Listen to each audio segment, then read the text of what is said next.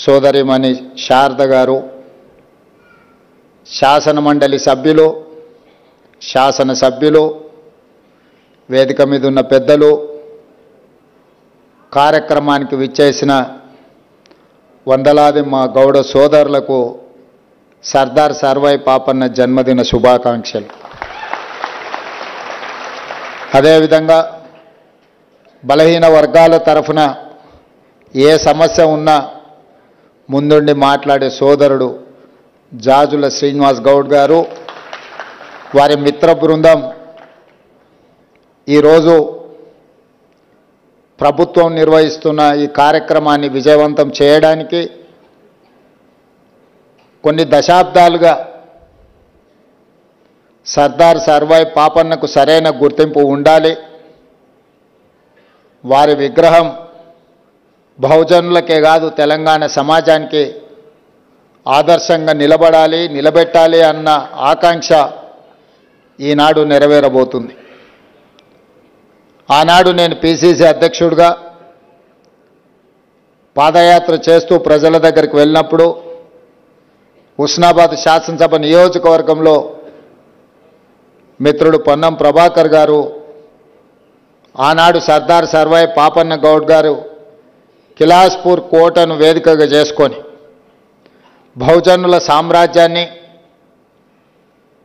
మొఘలులను ఓడించి తన శౌర్యాన్ని, ప్రతాపాన్ని ఈ సమాజానికి చూపించడమే కాదు, ఆనాడే బహుజనుల సామ్రాజ్యాన్ని బహుజనులందరికీ ఏ విధంగా అందించవచ్చో నిరూపించిన గొప్ప పోరాట యోధుడు, వీరుడి యొక్క కోటను చూడడం జరిగింది.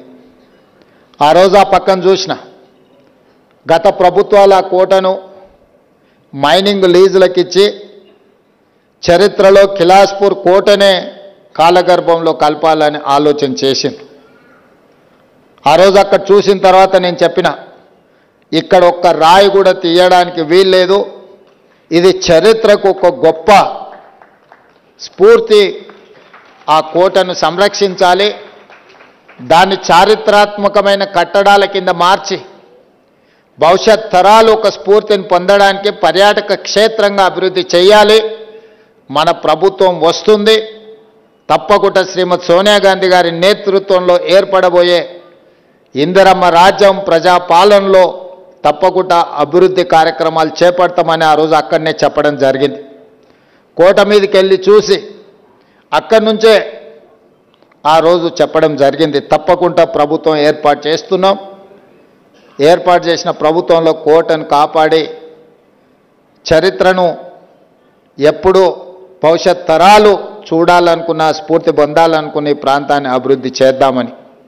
అందుకే ఆ ప్రాంతానికి పొన్నం ప్రభాకర్ గారిని కరీంనగర్ నుంచి తీసుకెళ్ళి హుస్నాబాద్ శాసనసభ నియోజకవర్గ ఎన్నికల్లో పోటీ చేయించి వారిని కాంగ్రెస్ పార్టీ గెలిపించడమే కాదు, వారిని మంత్రిని చేసి ఈరోజు తెలంగాణ ప్రభుత్వంలో భాగస్వామ్యం చేయడం జరిగింది. ఈరోజు మిత్రులారా, గాంధీ కుటుంబం ఈ దేశానికి దొరికిన ఒక గొప్ప వరం. రవి అస్తమించని సామ్రాజ్యాన్ని, ప్రపంచాన్నే జయించిన బ్రిటిష్ సామ్రాజ్యాన్ని శాంతితో ఒక యుద్ధాన్నే గెలవచ్చు అని నిరూపించిన మహాత్మా గాంధీ నుంచి మొదలు పెడితే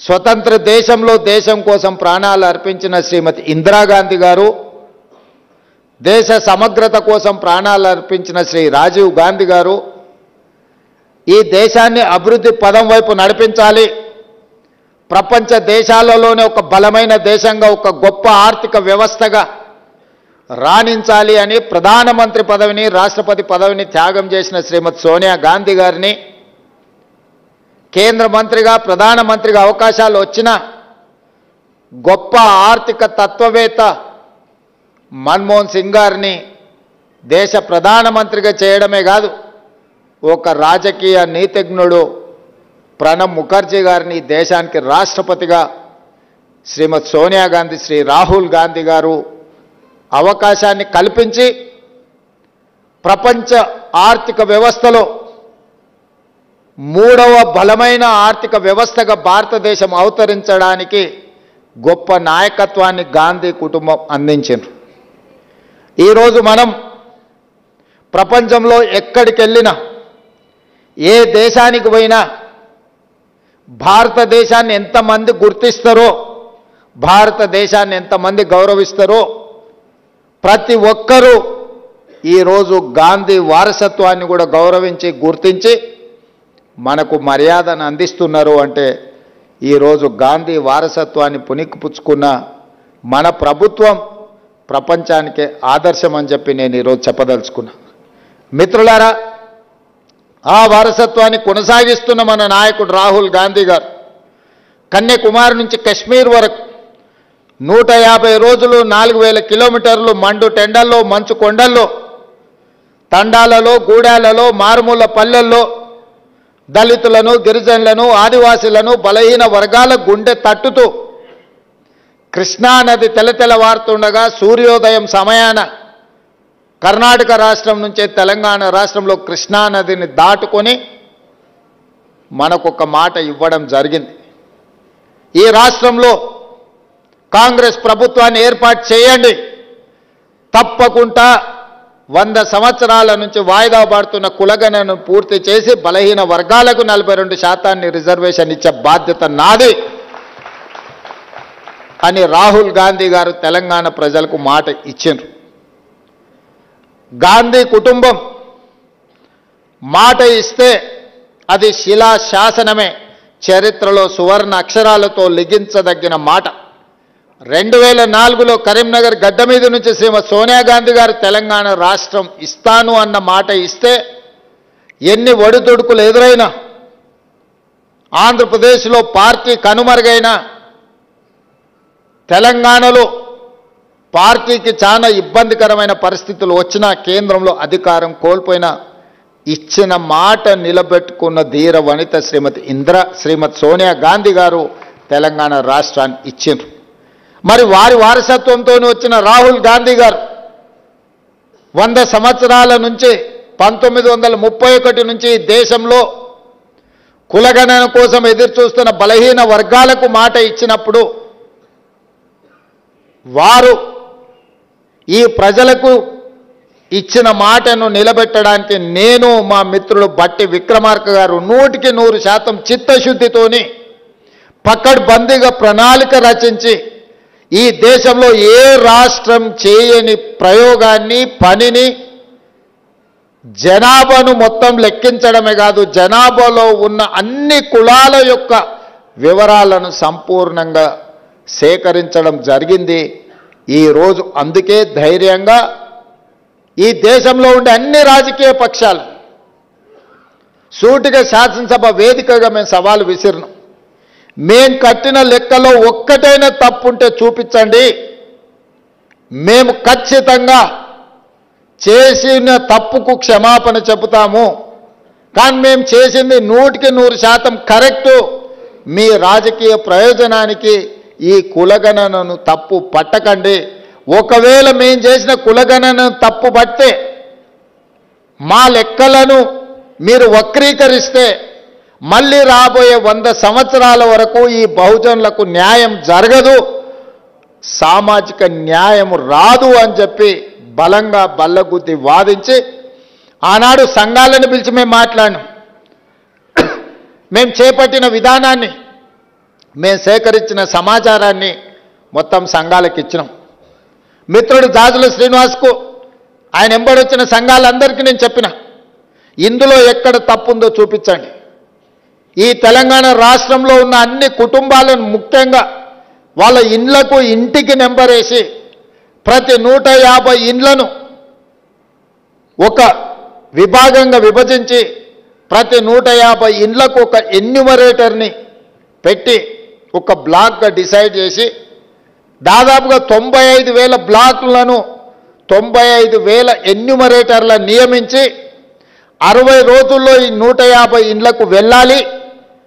ఆ వివరాల సేకరణ కూడా చదువుకున్న వాళ్ళు, లేకపోతే చదువు పట్లనో వివరాల పట్లనో అవగాహన లేకపోతే నష్టం జరుగుద్దని టీచర్లను, ప్రభుత్వ ఉద్యోగస్తులను సంఘాలన్నిటిని పిలిచి మా ఉప ముఖ్యమంత్రి గారు చర్చించి సుప్రీంకోర్టు టీచర్లను ఇట్లాంటి వివరాలు సేకరించడానికి నిషేధం ఇచ్చినా ఆ కోర్టు ఆదేశాలను పరిగణలోకి తీసుకొని మధ్యాహ్నం వరకు స్కూల్లో మీరు పాఠాలు చెప్పండి, మధ్యాహ్నం నుంచి ఇల్లు తిరిగి వివరాలు సేకరించండి.